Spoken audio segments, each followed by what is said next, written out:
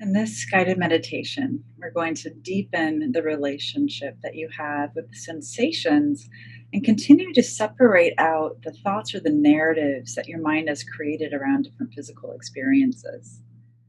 As we've been exploring, our body navigates the world through our sensory experiences and senses. And our mind is created to put narratives and stories around the data points that our body gives us. So, in this guided meditation, we're going to help our system separate the two out and create spaciousness to allow our mind and our body to say, here's senses and here's the narrative, and separate the pain body from the way we think, feel, and experience the world. So, as always, I'd like to invite you to start with a gentle breath in, a count of 4. And a slow, easy release to the count of 6. And inviting your mind and your body to move into intentional relationship with one another. See, our mind carries the stories of our past into the present moment. And our mind carries the stories of the past, of everything that we've experienced and seen and heard, even if it doesn't belong specifically to us.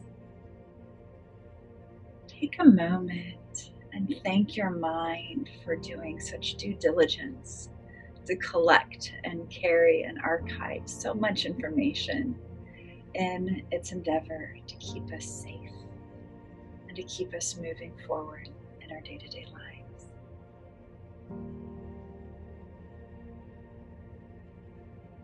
And now I'd like for you to invite your mind to journey across the course of your personal body story and notice if there are experiences of pain or illness that repeatedly come stampeding into your present moment.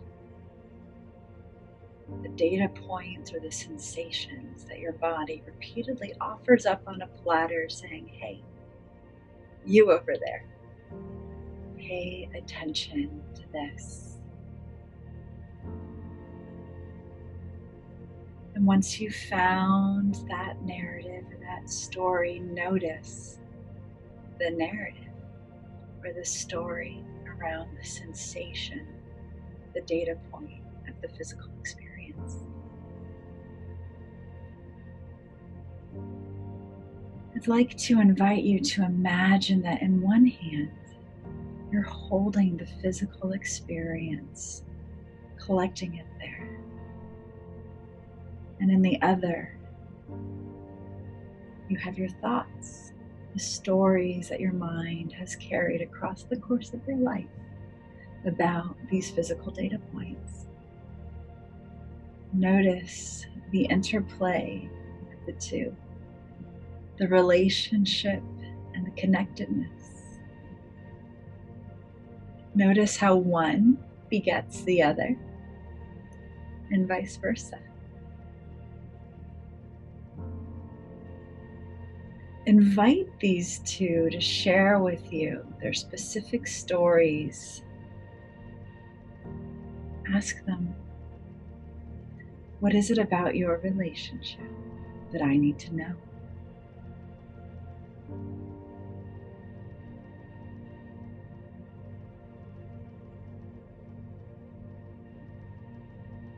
Notice the possibility of inviting the two to separate out, to no longer be in a reciprocal relationship cycle.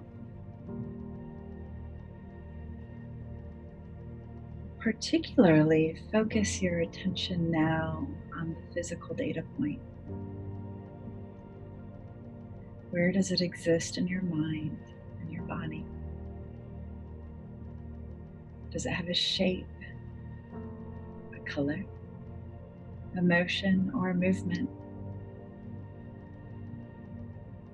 Invite the sensory experience to be present And if you notice the thoughts or the narrative of the past coming in to participate in your noticing, label that narrative thinking and endeavor to turn it into a cloud and invite it to float away. And gently return your attention back to the physical experience in your mind or your body. You see, we are not our thoughts, but our mind creates thoughts that then become part of how we view ourself and our body and the world around us. And when we begin to intentionally separate the two, that spaciousness is our opportunity for intentional healing.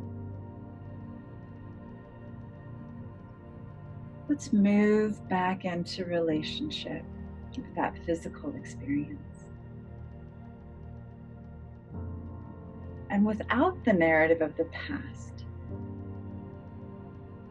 what does this experience need? Does it need self-compassion and love? Does it need a hot bath and some Epsom salts?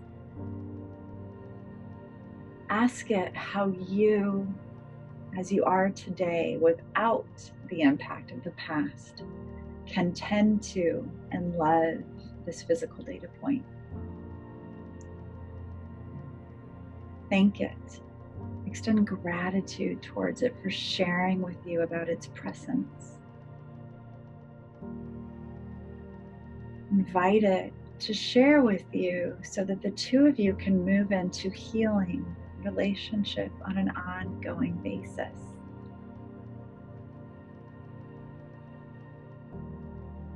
We so often try to avoid pain, to anesthetize ourselves against tension and stress and worry. But when we move into relationship with ourselves, we can take proactive healing steps and be intentional in protecting and loving our mind and body just as thoroughly as our mind and body is endeavoring to protect and love us. And within that, we have agency, resilience, and personal power.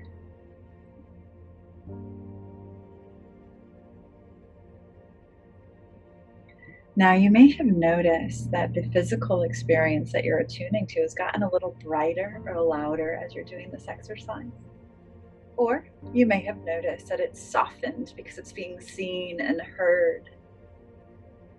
Both responses are to be anticipated. Sometimes when we attune to ourselves for the first time, our nervous system can feel a little wary about it. We're not used to it. That's an indication that there's some wonderful healing to be done here. And when this video is done, I highly, highly, highly recommend doing a little CPR for the amygdala, some brain games, moving into some self-compassion and some self-love to help your amygdala heal. Because these might be some flares, some little flags that your brain's been setting up for a long time that haven't been tended to. And as you do that, you might notice that these experiences soften and step aside because they've been lovingly cared for. And if these physical sensations have automatically softened as you've deepened your relationship to them, congratulations. You're deepening your relationship to self, and your body is starting to feel safe and held. Keep doing the powerful work that you're doing. The more when we are in relationship with health, the more we are in relationship with ourselves, the more organic and sustainable and loving our healing journey will be.